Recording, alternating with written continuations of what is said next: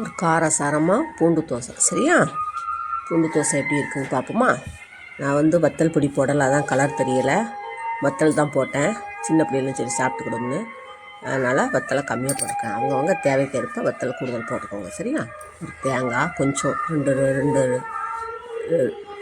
ரெண்டு சில்லுமாங்க அந்த அளவில் தேங்காய், 3 வத்தல், மிள வத்தல், கருவேப்பிலை, பூண்டு நிறையா 10-15 பல், லேசாக புளி, உப்பு எல்லாம் ஒன்றா போட்டு தண்ணி இல்லாமல் நல்லா சுற்றி நல்லா அரைச்ச பிறகு தோசைக்கல்லை காய வச்சு நல்லா தோசையை லேசாக ஊற்றிக்கிட்டு மேலே நல்லா பரத்தி வச்சிடணும். பூண்டு மட்டும் நிறையா, தொலியோடு போட்டாலும் ஒன்றும் இல்லை, அது நல்லா சுற்றிடும். அதனால் வத்தல் பொடி போட்டால் கலராக இருக்கும்.